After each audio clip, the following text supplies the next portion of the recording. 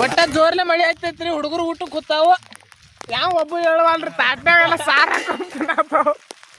ಮ್ಯಾಗ್ರೆ ಮಳಿ ನೋಡ್ರಿ ಅವ್ನು ಇಷ್ಟು ಜೋರ ಐತಿ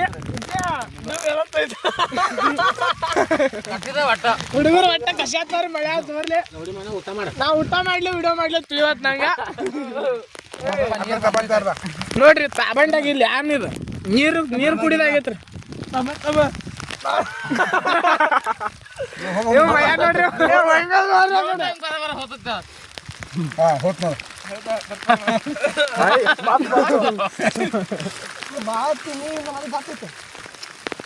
ನಮ್ ಶಿವನ ಮಳಿಗ್ ಬಿ ಆತ ನೋಡ್ರಿ